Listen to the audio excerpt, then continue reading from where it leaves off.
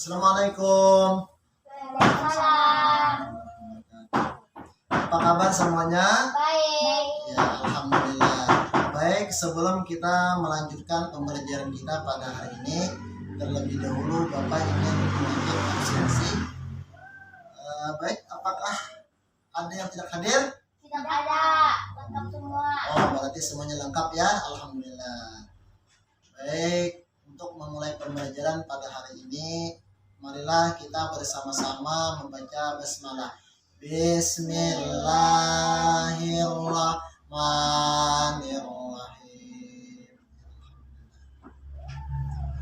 Pada kali ini kita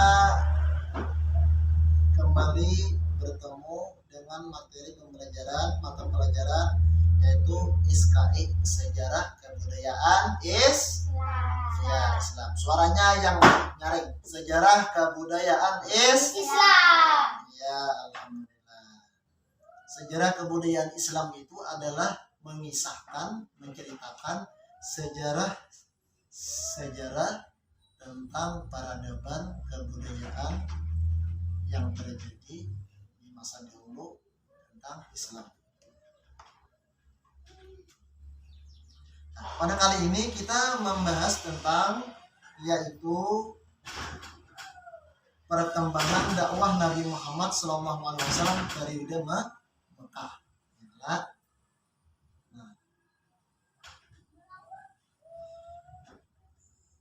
sejarah dakwah Rasulullah SAW periode Mekah, periode Islam di kota Mekah, yaitu memasuki ke 14 tahun usia pernikahan.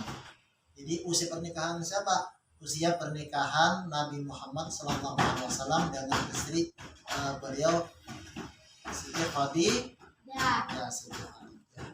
Siti Khadijah ini istri Nabi kita yang pertama. Karena Nabi itu beristrikan Siti Khadijah itu dalam usia kurang lebih 25 tahun. Jadi tulis di situ Nabi Muhammad menikah usia 25 tahun. Nabi Muhammad menikah dalam usia 25 tahun. Dan Sayyidah Khadijah usia beliau 40 tahun. Nabi Muhammad 25 tahun. Sayyidah Khadijah 40 tahun. Katakanlah Nabi Muhammad menikah dengan Siti Khadijah usia Sidin 25 tahun. Suaranya nyaring, jangan susupan. Ya. Terus sudahlah. Usia Siti Khadijah 40 tahun. Nah, adalah nanti Bapak tanyain harus dapat ingat yang disampaikan. Nabi Muhammad tadi menikah dengan Sayyidah Khadijah umur berapa? Nah, 25 tahun. Nah, katakan kalau Sayyidah Khadijah umur 25 tahun. 40 tahun. Katakan itu dengan hubung tahun Nabi Muhammad 25 tahun, Sayyidah Khadijah 40 tahun. Nah, pada waktu usia pernikahan Sidin ke 14 tahun itu Nabi Muhammad SAW itu sering melakukan ibadah diiringi dengan memohon petunjuk kepada Allah SWT berkhawat di dua Hira. Nah, jadi pada waktu itu Sidin masih belum ada perintah untuk menyampaikan agama Islam, menyerahkan agama Islam secara terangan, akan tetapi Sidin masih beribadah secara pribadi menyendiri, menghalwat di dalam gua yang bernama Gua Hira. Ya, Gua Hira. Nah, yaitu yang berada di Bukit Nur atau Jabal Nur yang terletak di dekat Mekah. Berkhalwat ini dilakukan Nabi Muhammad SAW dengan khusyuk, kadang sampai beberapa hari beliau baru pulang jika bakal sudah habis. Jadi Nabi sambahyang di sana beribadah, berzikir, tasbih, macam-macam.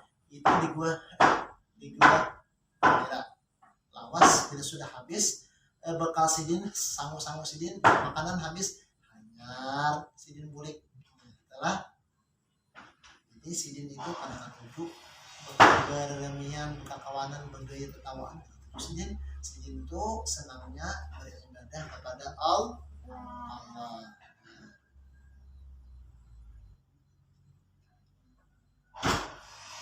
Nah, di sanalah beliau menghabiskan waktu malam-malam dan siang.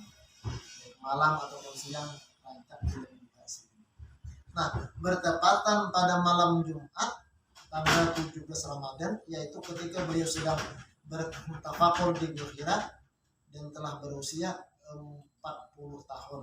Nah, manakala Nabi itu berumur 40 tahun, sidin 40 tahun umur sidin. Lalu beliau didatangi malaikat Jibril. Malaikat Jibril datang kepada Nabi kita. Yang seraya berkata kepadanya, bacalah ya Muhammad. Iqra ya Muhammad. Baca hai Muhammad. Beliau menjawab, saya tidak bisa membaca. Nah, lalu malaikat Jibril mengulang-ulangi beberapa kali. Lalu bacalah Tuhan dengan lalu beliau awak membaca. Nah, di sini firman Tuhan dalam surah Al-Alaq. A'udzubillahi minasyaitonirrajim. Bismillahirrahmanirrahim. Iqra bismi rabbikal ladzi khalaq. Khalaqal insana min 'alaq. Iqra wa rabbukal akram allazi 'allama bil qalam 'allamal insana ma lam ya'lam. Artinya dengan menyebut nama Tuhanmu yang menciptakan, dia telah menciptakan manusia dari segumpal darah, bacalah. Dan Tuhanmu lah yang maha pemurah yang mengajar manusia dengan perantaraan alam.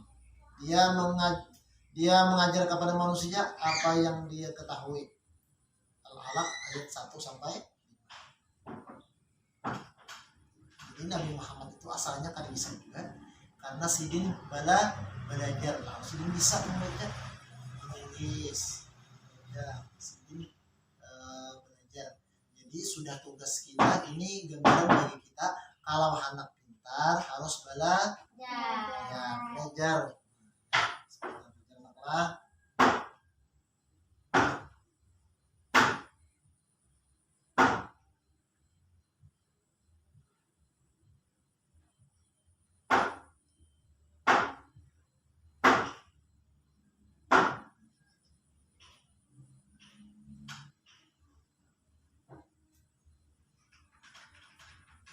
dahulu dakwah Nabi Muhammad SAW masih secara sembunyi-sembunyi.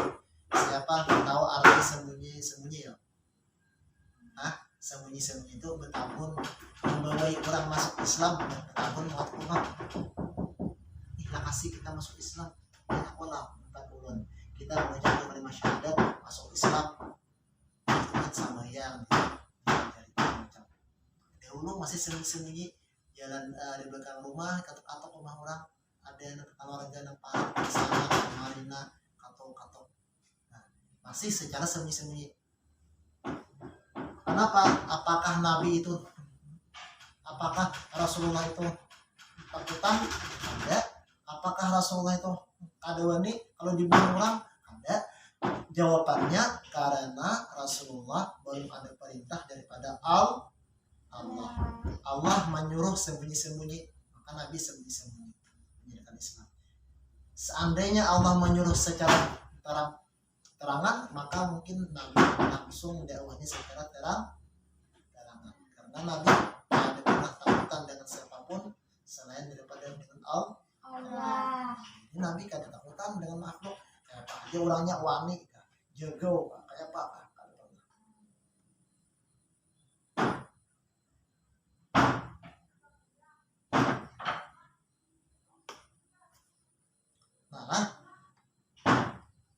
selama lebih kurang 3 tahun Nabi Muhammad SAW berdakwah secara rahasia atau sembunyi-sembunyi, kalau Allah Subhanahu wa taala menurunkan firman-Nya, fasda bima tu'maru wa a'rid 'anil musyrikin. Ujar Tuhan, apa nah? Maka sampaikanlah olehmu secara terangan segala yang diperintahkan kepadamu dan berpalinglah dari orang-orang yang musyrik. Artinya ujar Tuhan, hai Muhammad, sampaikan lawan masyarakat beritaan, sampaikan lawan orang di negeri Mekah saberitaan, di negeri Arab pada waktu itu, sampaikan beritaan apa yang telah aku sampaikan lawan kamu, apa yang telah kuwahyukan kepadamu, sampaikan, padahkan mulai orang masuk Islam. Nah, setelah turun perintah itu, Quran Al-Hijr, surah Al-Hijr ayat 94, maka Nabi langsung secara terang-terangan di tengah masyarakat, ayo segera masuk Islam, ilmi aku, bukan kalau syahadat, makasih masuk Islam.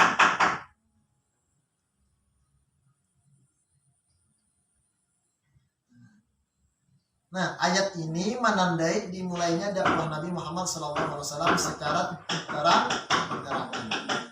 Artinya secara umum, menyeru ke segenap lapisan manusia kepada agama Islam secara terang-terangan, baik dari golongan orang sufi, bangsawan maupun orang miskin. Sehingga yang sufi, orang miskin, rakyat, raja, siapa dibawa Islam.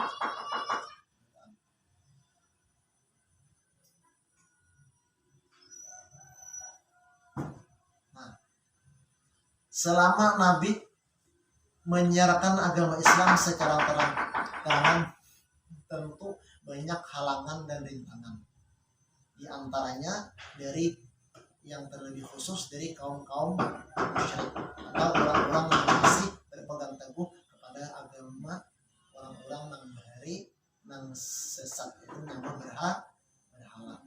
Di antaranya yang menentang Nabi itu Abu Jahal, itu memerintah Nabi, dan juga Abu Jahal sama itu juga memerintah Nabi. Makanya waktu dahulu pernah Rasulullah SAW itu berdoa kepada Allah dalam sejarah yang artinya, ya Allah, Islamkanlah di antara dua Umar. Karena pada waktu itu ada dua Umar yang jagal. Siapa tahu arti jagal? Hah? Apa? Berani. Ya, berani orangnya pawanian, jago, pawanian, nakal, nanti salah sedikit menenteng orang, salah sedikit memukul orang, salah sedikit menjentik orang. Orangnya berani dan ditakuti di masyarakat pada waktu itu. Masyarakat ada ini lawan yang berdua itu, nah ini bisa berpedang, hebat orangnya, wah hebat. Nah, jadi orang ada ini. Nah, maka Nabi berdoa, apakah Nabi itu ada ini dengan begitu? Yang berdua itu ada. Itu atas isyarat Allah supaya Nabi itu mendoakan.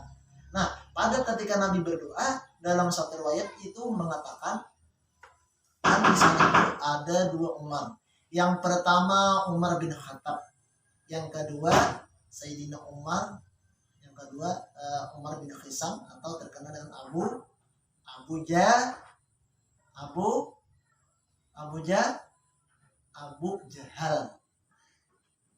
Pernah mendengarlah Abu Jahal.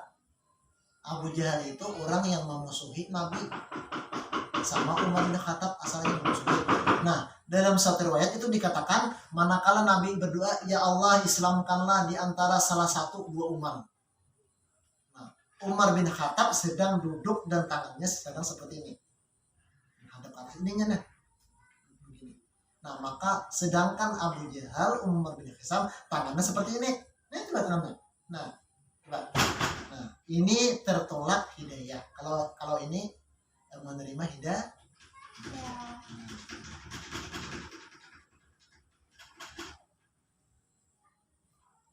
Nah, pada ketika itu dengan izin Allah dapat hidayah, lalu Umar bin Khattab masuk Islam.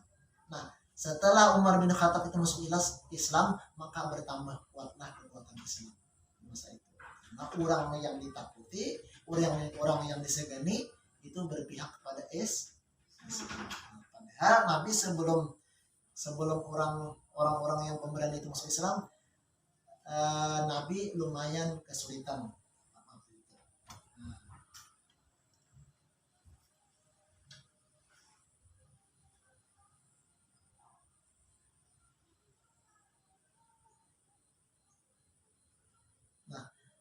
Pada waktu Nabi menyiarkan Islam secara terang-terangan,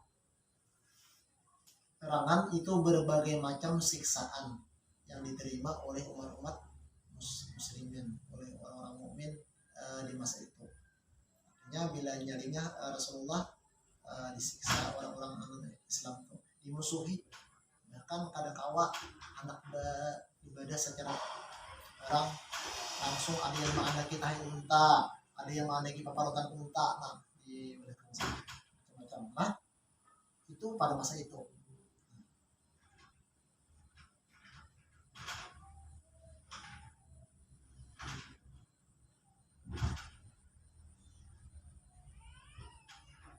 Nah, begitu pula siksaan yang ditimpakan Umayyah bin Khalaf dan Abu Jahal kepada Bilal bin Rabah. Nah, dalam sejarah Bilal ini salah seorang budak daripada Umayyah. Arti budak itu manusia yang ditukari di masa itu. Di masa itu sistem perbudakan manusia masih berlaku. Artinya bila orang itu sugih kawa menukari manusia, ditukari manusia. Misalnya bapak sugih kawa bapak itu menukari pian, bapak bayari kawan dari mama ama pian misalnya.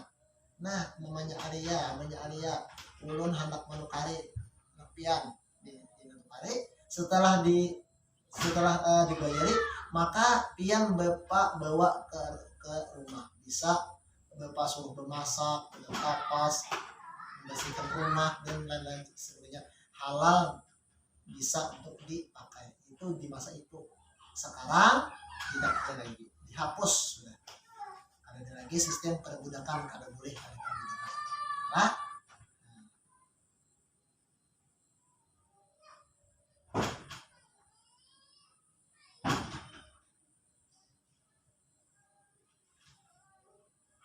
jadi orang-orang kafir Quraisy di masa itu menentang keberadaan agama Islam yang dibawa oleh Rasulullah SAW.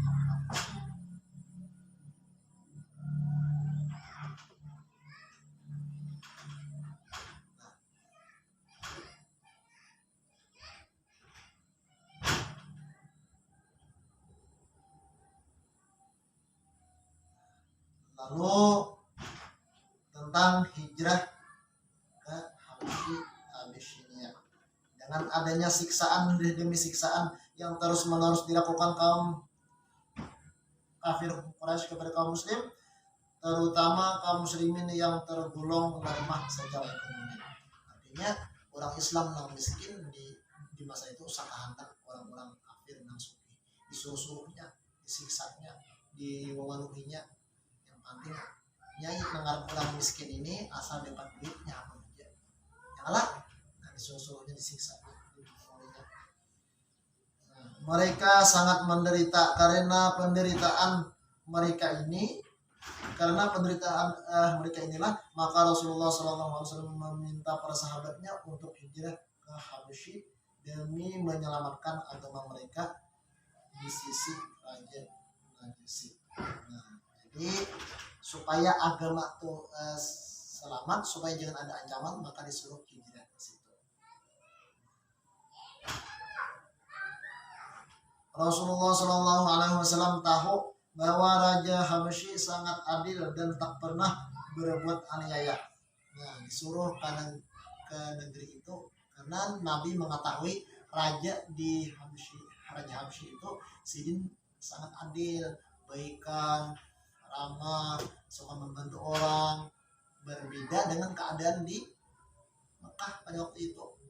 disiksa orang, disakiti orang, ditampilin orang, dibujak orang, dibujuki orang, disuruh berdui, ada digaji dan lain sebagainya.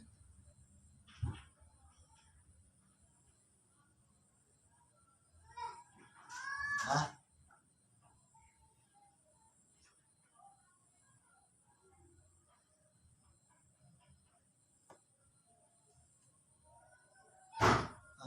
kaum Quraisy berusaha menyesatkan kedudukan mereka di Habsyi, maka mereka mengirim utusan dipimpin Abdullah bin Abi Rabi'ah dan Amr bin As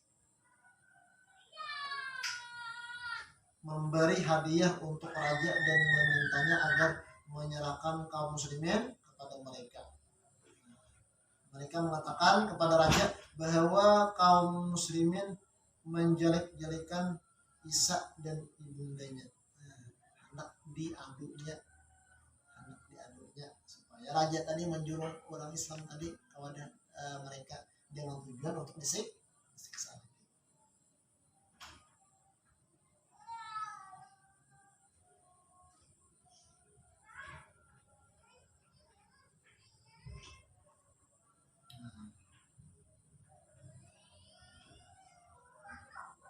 Manakala kemudian Hamzah dan Umar bin Khattab masuk Islam. Di saat Nabi Muhammad SAW melaksanakan dakwah Islam kepada kaum kafir Quraisy yang menentang dengan keras dakwah beliau, ada dua tokoh terkemuka Quraisy yang masuk Islam. Mereka adalah Hamzah bin Abdul Muthalib dan Umar bin Khattab. Ini dua tokoh ini dua orang pemberani, orang nang wani mengalahi. Dua ini pemberani, orangnya sangat pemberani, pokoknya orangnya pemberani. Dan di kota Makkah pada saat itu sangat disegani, ditakuti, orang takutanan. Dengan masuk Islamnya dua orang ini, maka Islam pertama kuat. Islam menjadi lebih kuat daripada sebelumnya.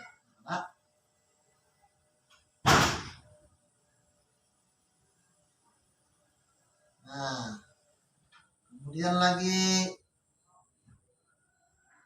tahun duka cita atau Amul Huzni.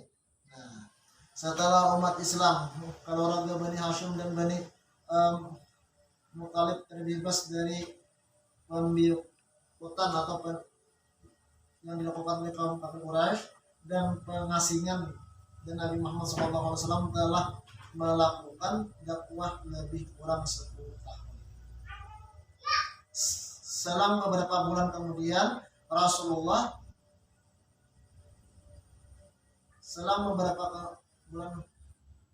kemudian dua orang yang sangat dicintai dan disayangi oleh Rasulullah, Siti Khadijah bin Khalid dan Abu Talib bin Abdul Muthalib wafat. Ini dua orang ini Siti Khadijah dan Abu Talib ini orang yang sangat berperan di dalam dakwah Nabi SAW. Sidin wani melindungi Nabi ini, dua orang yang disegani dan dimaklumi oleh orang-orang kafir di Mekah pada waktu itu. Artinya orang kada wani menggatuk Nabi, kada wani menyakiti Nabi, karena dua ini orang supanan. Nah, Khadijah itu wanita terkaya di masa itu, paling sugih. Bahkan ada satu riwayat kalaunya ada khilaf, sepertiga harta kekayaan kota Mekah dimiliki oleh Khadijah. Sepertiga Mekah kekayaannya Khadijah punya. Nah, setelah meninggal yang dua orang ini, maka orang asing-asingnya memiliki Nabi. Wah, ini benar memiliki Rasulullah. Wah, ini benar banget. Nah,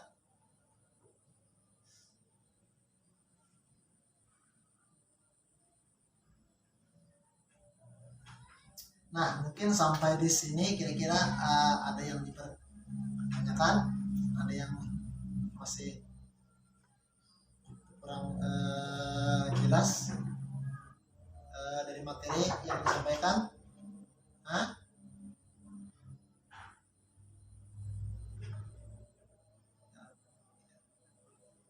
Nah, perlu kita ketahui apa gerampa misalnya pin ada nih benang takut di materi.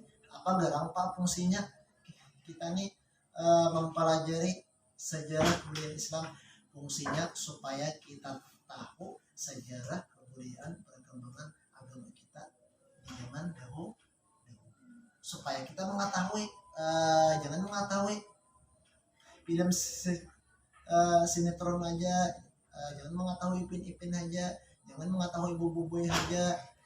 Nah, jadi perlu yang paling penting kita ketahui adalah tentang sejarah Islam. Karena kita orang Islam, supaya Rasulullah Nabi Muhammad cinta gembira kepada kita. Nah, jadi perlu kita tahu. Jadi di antara fungsi kita mempelajari sejarah kebudayaan Islam pada hari ini untuk memperkuat keimanan dan keislaman kita kepada Allah Subhanahu wa taala. Supaya iman kita makin kuat, rasa cinta kita kepada Nabi Muhammad semakin besar, ketaatan kita kepada Allah semakin besar. Karena ada pepatah mengatakan tak kenal maka tak cinta maka tak sayang. Nah, kalau kita kada tahu sejarah agama kita, sejarah perkembangan agama kita, seperti apa susahnya Rasulullah menyerahkan Islam, seperti apa perjuangan Nabi manakala memperjuangkan Islam, maka kita ada rasa malas lawan Nabi karena kita ada tahu kisahnya. Kalau kita mendengar Nabi itu lagi beri dimusuhi orang, diikut orang, bahkan hendak dibunuh gara-gara menyerahkan agama Islam. Nah, mendengar itu kita tahu kisahnya, maka kita kasihan lawan Nabi kita, Nabi Muhammad. Maras lawan Nabi Muhammad. Nah, jadi kalau sudah maras, lalu kita maasi lawan Nabi Muhammad, kasihan Nabi Muhammad, kasihan Rasulullah hari menyerahkan Islam. Mulun wah ini nyamannya mungkin HP game untuk TV setengah harian.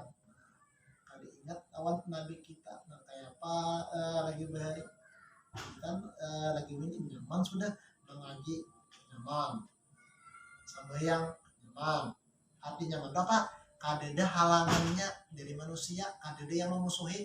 Mun zaman Rasulullah, zaman Nabi kita itu ada sambayang aja bejutan bersembunyi, menurutnya ketahuan orang kita sampai bisa dibunuh orang, paling kada di pukul orang.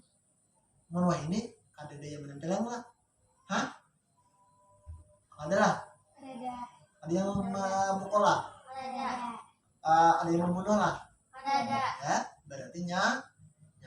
Namun di tengah kenyamanan kebebasan beribadah ini ada lagi sekalinya tantangan yang sangat besar, lumayan besar, yaitu teknologi. Apa teknologinya? Macam-macam.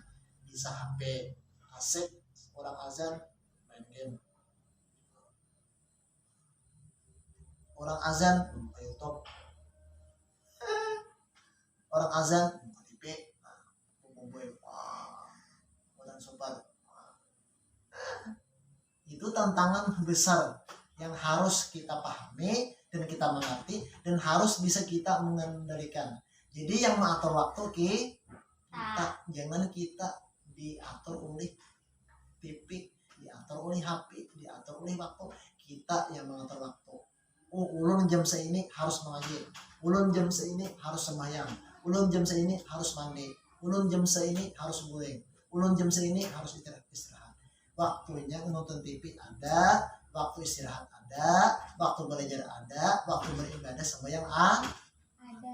Kalau setengah harian TV jadi lihatin, maka kita tertipu, dibully iblis, iblis di kita menggoda terus, biar kada usah belajar, biar kada usah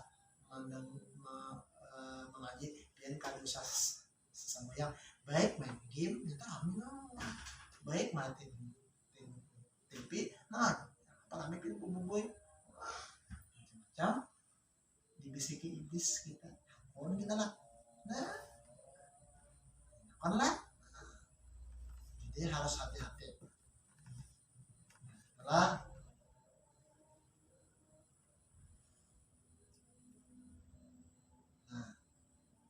tadi sudah Bapak singgung di materi yang Bapak sampaikan, itu umat Islam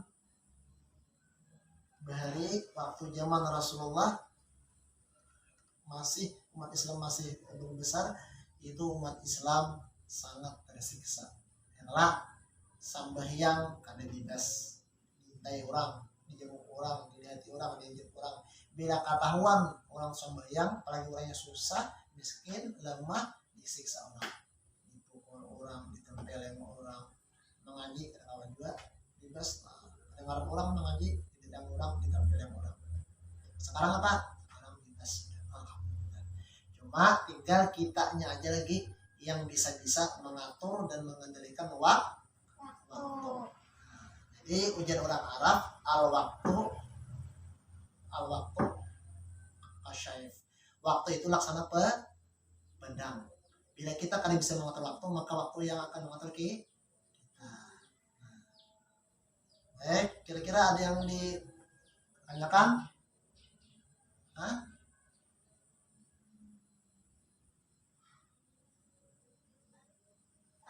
Adalah? Ada.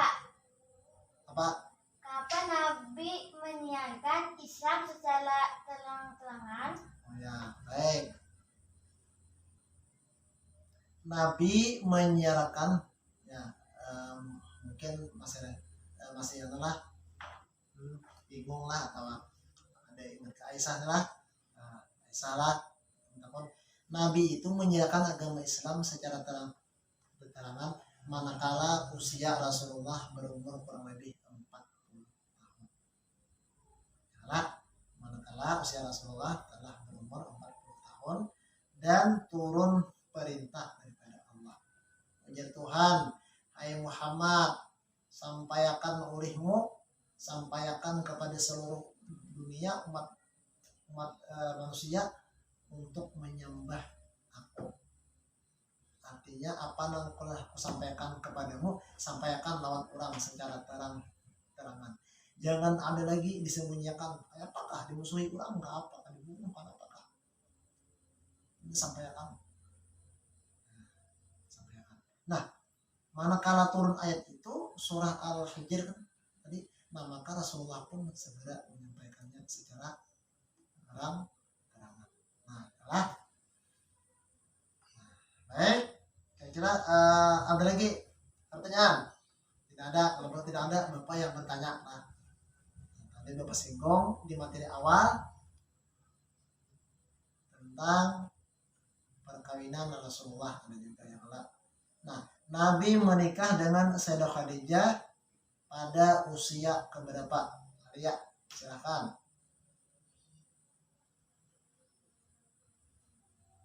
Usia yang ke 25. Ya, yang ke 25 tahun. Ya, benar, Arya, 100 tahun. Nah, kemudian pada waktu itu Sayyidah Khadijah memasuki usia yang keberapa? Aisyah? Yang ke 47 tahun. 40 40 tahun. Ya, 40 tahun. Nah, mungkin sudah mengerti. Adalah semuanya. Nah, mungkin sampai di sini pembelajaran kita pada hari ini. Jadi kesimpulan pembicaraan kita pada hari ini, materi hari ini adalah Nabi, perkembangan dakwah Islam itu artinya Nabi menjadikan agama Islam asalnya secara sembunyi, hanya orang-orang terdekat saja. Nah, manakala setelah turun perintah daripada Allah, maka langsung Nabi menyiarkan Islam secara terang-terangan sehingga Islam berkembang sampai sekarang. Nah, mungkin sampai di sini pertemuan kita pada hari ini. Bapak mohon ampun dan maaf jika terdapat kesalahan dan kehilafan. Marilah kita bersama-sama mengakhiri menutup perjumpaan kita ini dengan mengucapkan alhamdulillahirabbil alamin. Bila taufiq wal hidayah,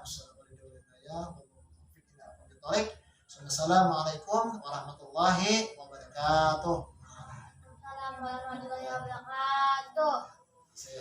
Mas. Diam.